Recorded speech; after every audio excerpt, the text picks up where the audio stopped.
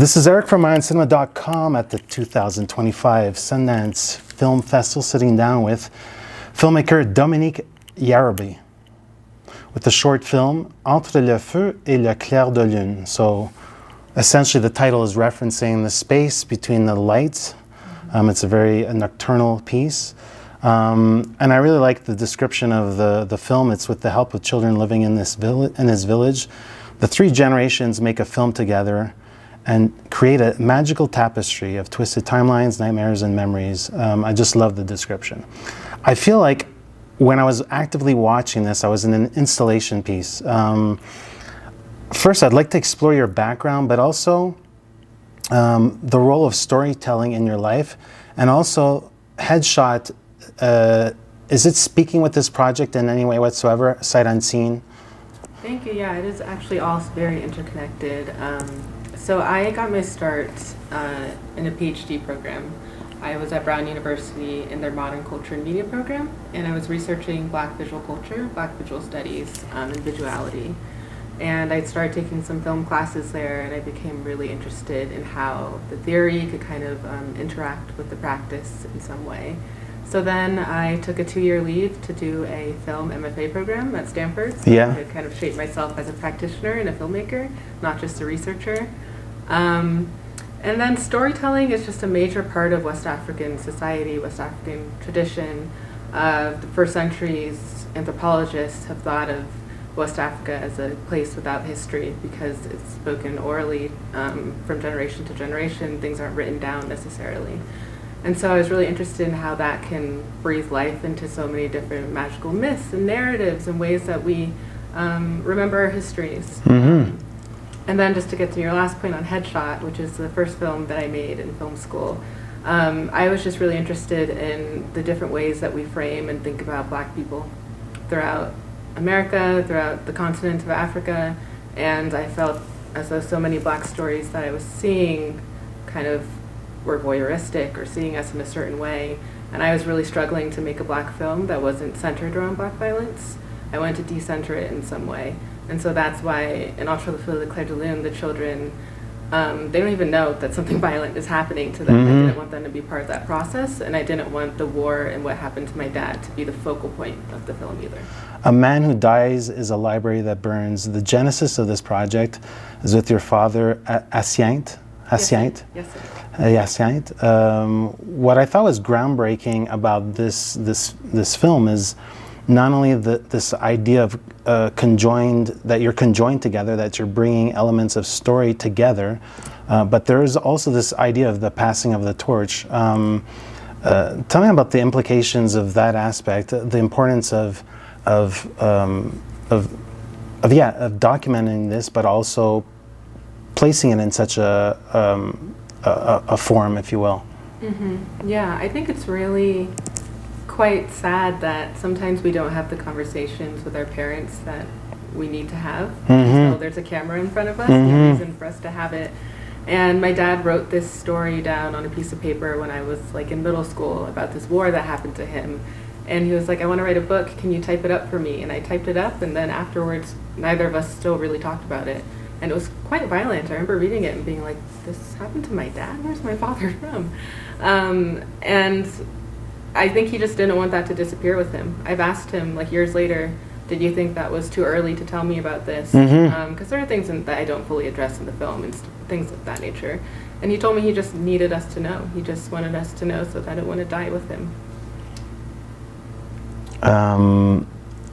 Memory here, it doesn't feel like memory. It feels very alive. It feels really in real time. And the structure, I mean, this is one of the brilliant points of the film, is the structure of the film. There's a lot of back and forths. Was this something that you found as you're on location? Did being with the young children inform you about how to construct that narrative? Yeah, I definitely went into the film knowing that there are some themes I want to touch on related to memory, because it's something that happened to my dad when he was like 8 years old. So his memory of it is already kind of blurred, already kind of mythical in some way. Mm-hmm. And so I sat down, I thought about what does memory look like, what does memory sound like, what does it feel like.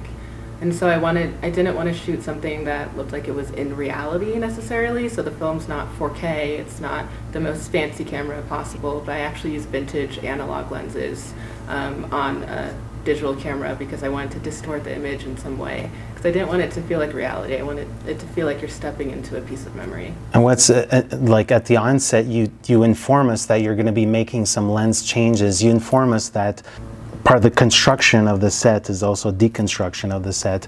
And looking at the film, I find it so hypnotic. Very much of the onset where we spend time in the shadows. It allows us to hear, feel, and see from a different perspective. But what I thought was really cool was the manipulation, is recounting a story by also infusing. So we're made aware that we're in the process of recording, and I thought that was really, really smart and ingenious on your part. Again, is that something that came through just being there in the moment and allowing sort of like the story, the replication of the story to come to you? Yeah, that's a great question. I knew that I wanted the process to be a part of the film, and that's because the kids are brilliant. And watching them rehearse, watching them just kind of go through these steps, like I thought it was just so brilliant to watch. And then even before that, I filmed everything with my dad in that dark space before we went to go do film. And I found that just our conversations were more fascinating than anything. And my dad and I just have such a tongue-in-cheek relationship. I always tell people there's like a version of this that's a comedy because we're just cracking jokes the entire time. But you know, wanted to keep it a bit serious for this one. But yeah, I mean, I just think that the process of making the film is really important because there's so many archives that are missing in West Africa. And I wanted the archive to also feel like it was a character in the film. And so the construction of the film is just as important as the actual product. Watching the film, especially past the second point, I'm thinking, past the docufiction elements, I'm thinking very much of the cinema of like Carlos Regatas.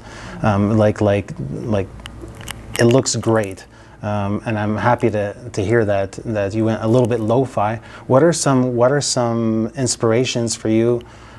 Seeing that you come to cinema, maybe not well versed in, maybe you're not a cinephile, but I think you touched on some qualities that I would see on like a Clair de Lune film or like a Carlos Regatas film. Like how did you come to that visual language, I guess? Yeah, I'm really inspired by a short film called Atlantiques by Metzi Diop. Yes. Yeah. She's one of my biggest inspirations, and so much of that film is in the dark. And there's another filmmaker, Two Faces of a Bamileke Woman. The film starts off, I don't want to get it wrong, so I'm not going to say, but she's an African filmmaker who now lives in Europe, I believe in London, and the film kind of follows her going back to her village in Africa, and it also starts off in the dark, and she talks about this journey into darkness, which I find really interesting because in America we think of the journey and like Africa is the heart of darkness, that narrative of, that's where the savage people live. Yeah. It's like, let's confront that. Let's darkness can be so many beautiful things. Like my dad grew up in darkness and he had a beautiful childhood. Yeah. Amongst some other things that happened. But, and then Time by Garrett Bradley is another one of my biggest influences, the way she distorts time throughout the entire film. We're at Sundance right now. I imagine you're going to get some mileage out of this film. Tonight's awards day. You never know what can happen. What are some projects that you're potentially working on, or perhaps just themes or subjects that you want to investigate? Yeah, I'm still really interested in this way of working. I'm actually working on a feature right now that I'm going to start filming in late April. And yeah, hopefully trying to get some interest while I'm here, but mostly just enjoying my time while I'm here and making new connections, meeting new people, and just talking about the work. Great. But yeah, I'm making a feature-length film in the same village that's going to follow the twins. So the twins are actually a boy and a girl, but in the short, they both play boys. They play the same person. But it's a patriarchal kind of society, so I'm interested in the ways that their lives are going to transform over the next few years. And And then we're still going to have recreations and myths and mythologies throughout the entire film. So that's where you're returning to the Côte d'Ivoire. Returning. And how is their? I'm curious about their film industry. Do you get a sense of what that like? Is it still? I mean, do they have an infrastructure there to help with the U.S. Côte d'Ivoirian production? Yeah, there's an infrastructure, and they're obviously still working on getting more mainstream Western media eyes on it. But there was a film called, I believe it's Knife the Kings, which is an Ivorian film by an Ivorian filmmaker in Abidjan. Yes. Are you familiar? Yeah. Yes, and he's from Belgium, I believe. I think he was born. He might live in Belgium, Okay. but he was born and raised in Abidjan. Okay. Yeah. And so that was like picked up by Neon, I think. So Yeah. Ivorian cinema is on the rise. Okay, I hope. cool. Well, it was a pleasure meeting you. Thank you so much for your time and congratulations. Hey, this is Eric from IONCINEMA.com. If you want to support us, subscribe below. For more reviews, interviews, film festival coverage from Sundance, Cannes, Toronto, you want to check out these guys on this side.